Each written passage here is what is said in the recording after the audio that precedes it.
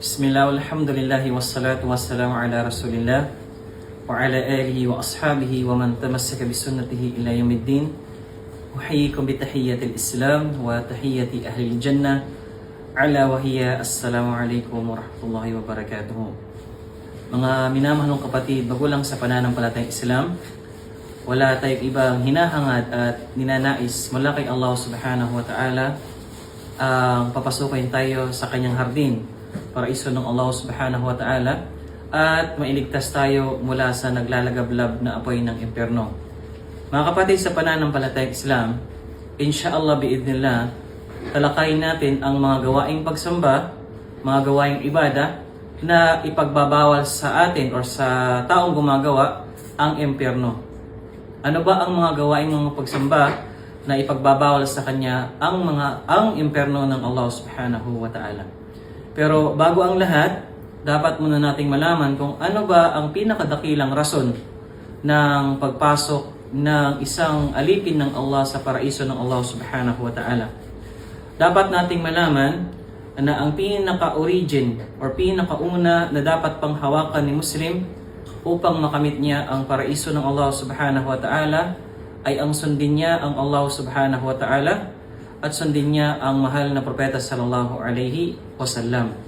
Sundin niya ang Allah subhanahu wa ta'ala kung ano ang mga ipinagbawal ng Allah subhanahu wa ta'ala, kanya itong iwasan at itaguyod niya, itayo niya ang mga inobligas sa kanya ng Allah subhanahu wa ta'ala at gumawa siya ng ibada na alinsunod sa pamamaraan ng mahal na propeta sallallahu alaihi wasallam. Sa ganong paraan, insha'Allah bi'idnillah, makakamit natin ang paraiso ng Allah subhanahu wa ta'ala. At kapag sinuway natin ng Allah at sinuway din natin ang mahal na propeta sallallahu alaihi wasallam, sa ganong paraan, makakamit natin ang impyerno ng Allah subhanahu wa ta'ala. Sinabi ng Allah subhanahu wa ta'ala sa banal na Quran, talata na makikita sa Suratul Nisa, ayat 13 hanggang sa 14. A'udhu billahi minasyaitanir rajim. Wa may yuti'illaha wa rasulahu yudkhilhu jannatin tajri min tahtiha al-anhar khalidina fiha wa dhalika fawzul 'azim. Sinabi ng Allah subhanahu wa ta'ala, sino man ang sumunod kay Allah subhanahu wa ta'ala at sa kanyang sugo, yudkhilhu jannatin tajri min tahtiha al-anhar, siya ay papasukin siya ng Allah subhanahu wa ta'ala sa paraiso, tajri min tahtiha al-anhar, na mayroong ilog sa kanyang sa baba, khalidina fiha, at siya ay maninirahan doon ng panghabang buhay. Sabi pa ng Allah subhanahu wa ta'ala, wa dhalika fawzul 'azim, at yun ay dakilang kapanalunan or dakilang gantimpala mula kay Allah subhanahu wa ta'ala. At kadugtong ng talata, sinabi ng Allah subhanahu wa ta'ala, wa may ya'sillaha wa rasulahu wa yata'adda hududahu yudkhilhu naran khalidan fiha wa lahu 'adzabun muhin. Wa lahu 'adzabun muhin. Sinabi ng Allah subhanahu wa ta'ala, at sino man ang sumuway sa Allah wa yata'adda sino man ang sumuway sa Allah at sa kanyang sugo, wa yata'adda hududahu, at sumuway siya, nilabag niya ang mga batas ng Allah subhanahu wa ta'ala, yudkhilhu naran, siya ay papapasukin ng Allah subhanahu wa ta'ala sa naglalagablab na apoy ng Allah subhanahu wa ta'ala, at siya ay maninirahan doon ng panghabang buhay at magkakaroon siya ng nakakahiyang parusa. So imagine mga kapatid sa pananampalatayang Islam, rason para makapasok sa impyerno, ang suwayin mo ang Allah subhanahu wa ta'ala, suwayin mo ang mahal na propeta sallallahu alaihi wasallam.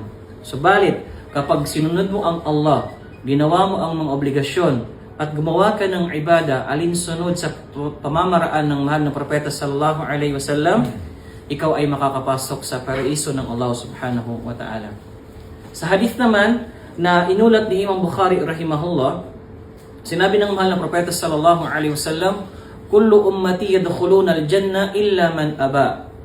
Lahat ng aking ummah, ibig sabihin ummatul Muhammadiyah, kullu ummati, lahat ng aking ummah yadkhuluna al-jannah, sila ay makakapasok sa paraiso. Illa man aba.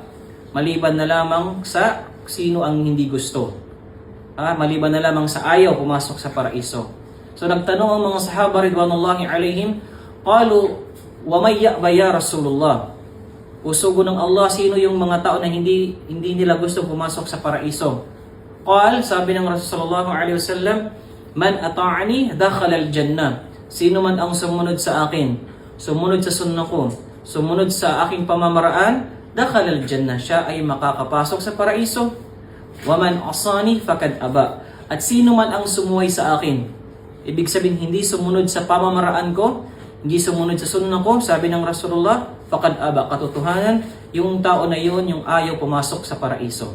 Kaya mga kapatid sa pananampalatayang Islam, isa sa mga susi upang makamit natin ang hardin ng Allah subhanahu wa ta'ala at maligtas mula sa impyerno, sundin ang Allah at sundin ang mahal na propeta sallallahu alaihi wasallam.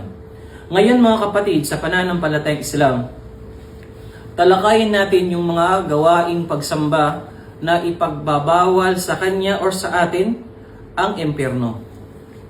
Una, hadith na mula kay Anas na hadith na mula kay Anas bin Malik radiyallahu an, anna Nabi sallallahu alaihi wasallam qala, ma min ahadin yashhadu an la ilaha illallah, ma min ahadin yashhadu an la ilaha illallah wa anna Muhammadar Rasulullah sidqan min qalbihi illa harramallahu 'ala an-nar. Rawahu al-Bukhari wa Muslim. Ang pinakaunang rason upang ipagbawal sa kanya or sa atin ang impyerno, base sa hadith ng mahal na propeta sallallahu alaihi wasallam, sabi niya, ma min ahadin yashhadu an la ilaha illallah. Walang sino man ang sumaksi na walang ibang Diyos na dapat sambahin maliban kay Allah at katotohanan si propeta Muhammad sallallahu alaihi wasallam ay kanyang sugo, sidqan min qalbihi. Ibig sabihin ng sidqan, tapat, totoo sa kanyang puso.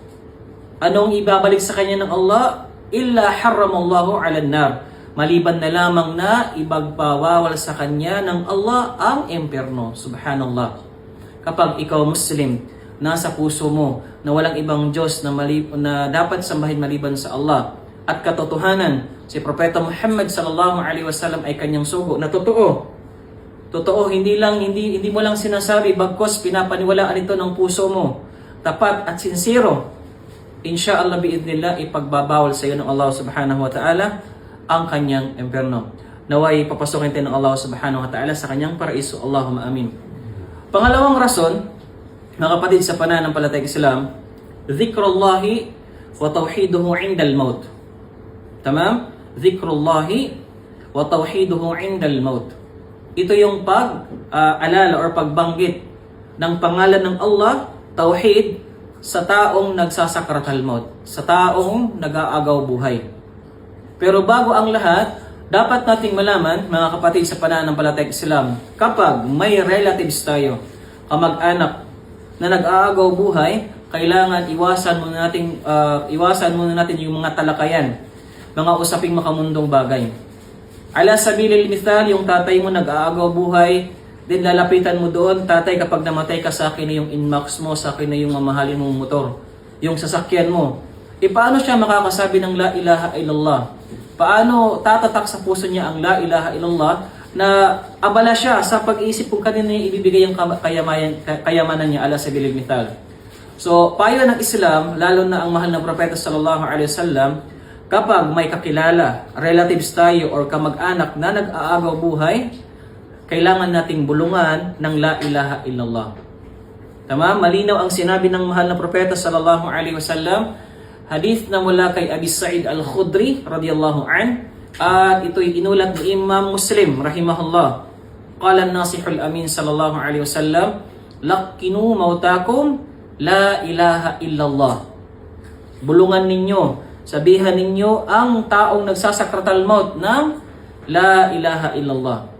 Yung taong nag-aagaw buhay, bulungan, sabihan ng la ilaha illallah. Nang sa gayon, insyaallah biidnillah, ay papasok ito sa isipan niya, sa kanyang puso, at sa pahintulot ng Allah subhanahu wa ta'ala, masasabi niya ang kalimatut tawhid bago siya mamatay.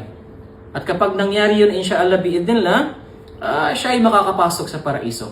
Insha'Allah biidnillah, kapag nagawa niya yung mga kondisyon din. Tamam, sinabi ng mahal na propeta sallallahu alaihi wasallam, hadith na mula kay Muadh radiyallahu an, at inulat ni Abu Dawud wal Hakim, qala Rasul sallallahu alaihi wasallam, man kana akhiru kalamihi la ilaha illallah dakhala al-jannah.